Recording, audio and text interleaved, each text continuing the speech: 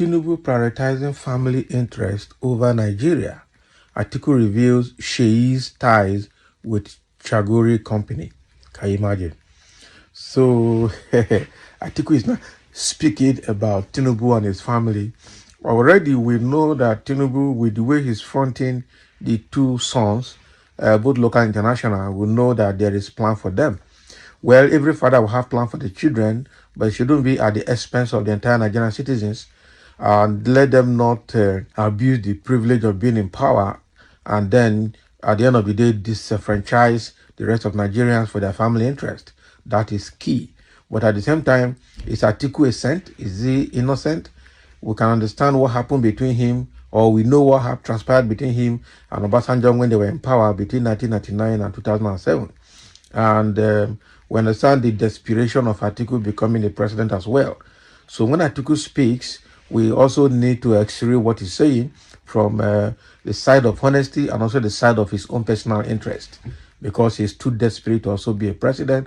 And so whatever that comes out of his mouth actually will not be free from any form of personal interest and sentiment.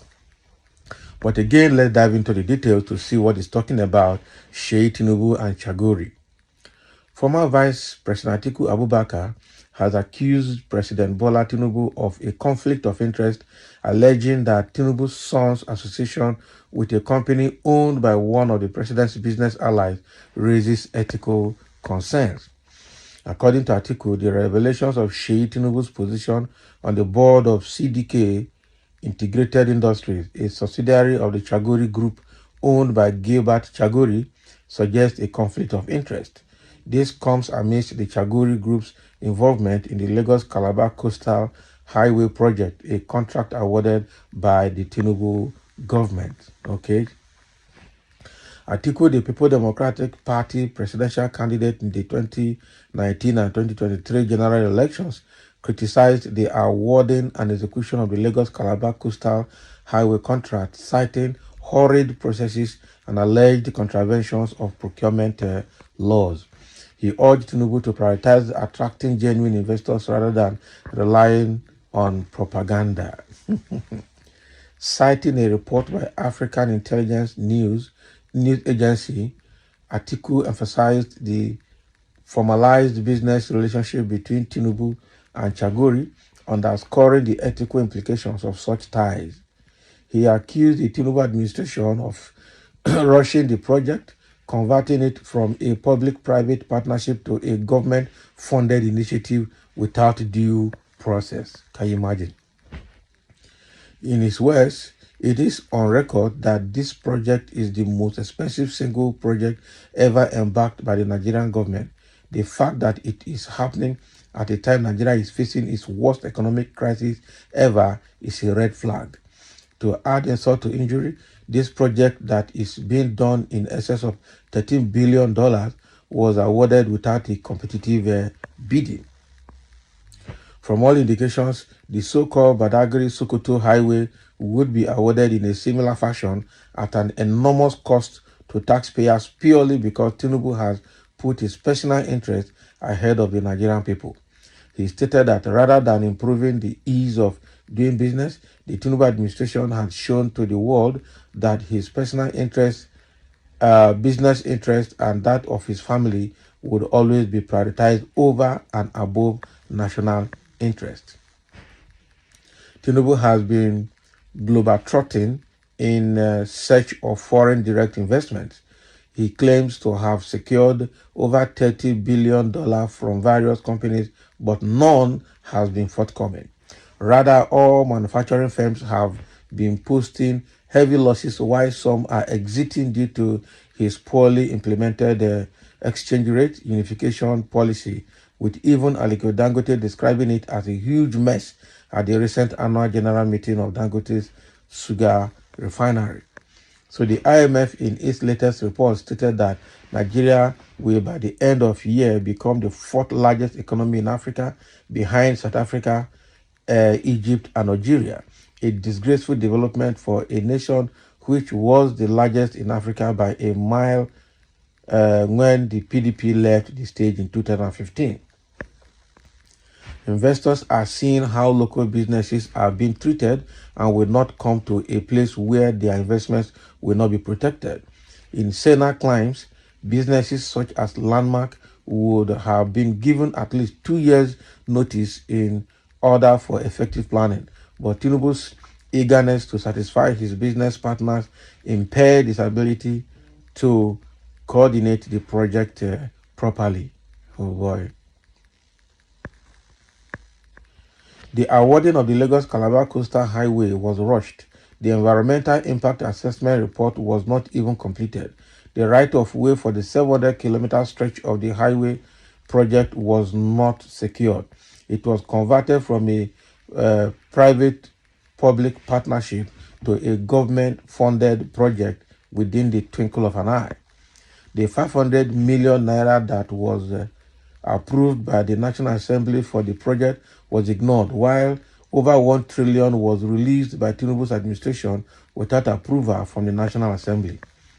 From falsely claiming to have removed subsidies to securely paying billions monthly based on the revelation of Nasser El-Rufai, the Tinubu administration has shown a lack of coordination and transparency, failing to even explain to Nigerians why there is petrol scarcity across the country, the former PDP presidential candidate stated. Actually, the APC government has a lot of flaws from beginning to the end of it.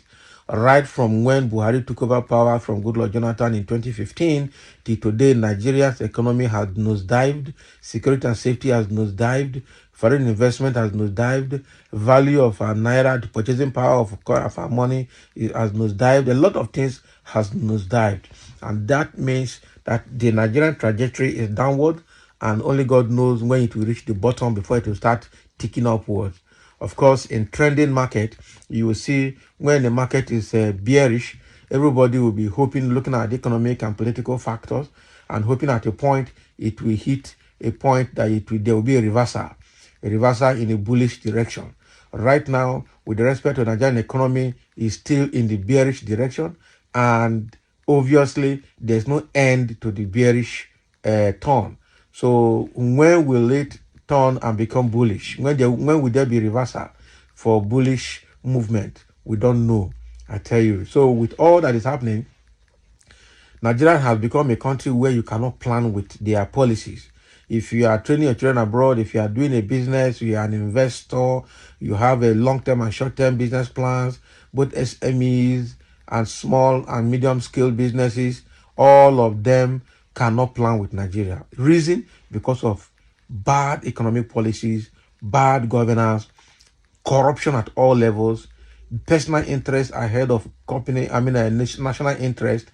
You know, a lot of this happening that obviously this country cannot attract any genuine direct foreign investor.